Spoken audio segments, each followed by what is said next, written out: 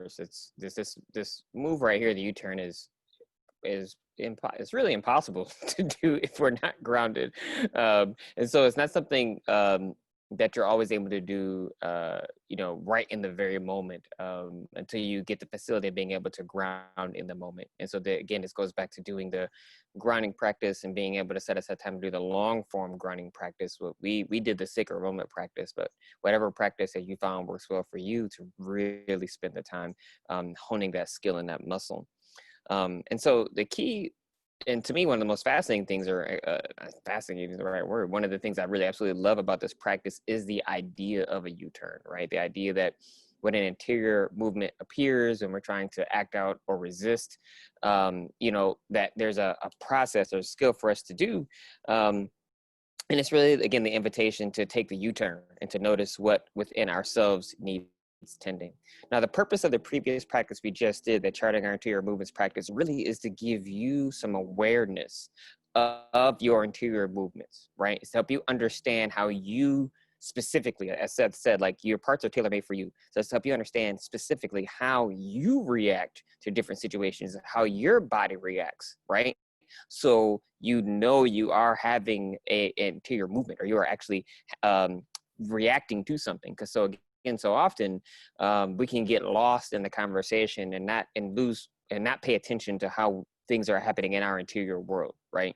So this is this practice, especially, is to give us some awareness of how we react and how our parts react, so that when we find out and we discern that we are being defensive, or we're acting out, or we're resisting, it allows us to not focus on the external world, but to actually turn inward, right? To actually see what's going on in our own selves and what needs tending. Theologically, this is akin to one of the more, exciting things, or one of the most novel things in Jesus's parables, right? Where he talks about seeing the speck in the eye of the other, rather than seeing the log in our own eyes, right? So this is a way for us to say, okay, what's going on in us, rather than actually assuming this other person is making us feel, right? It's a turn inward, a journey inward. And what this does, importantly, is there are two key psychological observations when we take the U-turn. First, it helps us understand that it's possible to maintain a grounded self-awareness free from enmeshment with any interior movement, right? There is a way for us to actually be grounded, to move to this space, and to actually be able to distance ourselves from whatever interior movement that we have, whether it be fear, anger, disgust, all the list of things that we went over, to be able to hold it in kind of compassionate care, to say, okay, what is actually going on within me that needs tending, right? And secondly, just as importantly, is that our interior movements are rooted more within ourselves than the outside world, right? And so this gets back to the language that I just raised, where I said, often we think that people make us feel, and that's kind of a colloquial expression, oh, you made me feel this, you made me feel that. What this does is it's really liberating. It helps us understand how much control we actually have over how we feel, right? It's the distinction between responding to something to reacting to something we talked about last time. And so in this sense, what we know from neuroscience is no one actually makes us feel. It is a conscious and sometimes subconscious response. And so the key here is to continue to do that grounding practice, to get in that space, so that we can actually create that distance from our interior movements to know, oh, this is what's going on in me. I am not the anger, rather there is anger within me, right? I am not the frustration, rather there's frustration within me, right? So that we can have a little bit of separation in order to tend to and be aware of that particular movement.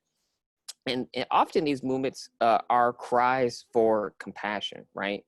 When they come up and when they trigger us in that particular kind of way.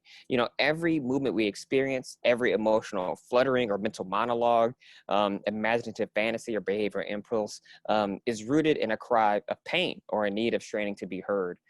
Our interior movements are really trying to help us in some way, right? They're trying to protect us, save us in some way, in shape or form. We have realize, or our body's telling us that we are in danger or something is going on. In this way, our interior movements, they're reliable barometers of what our souls need to flourish in the world.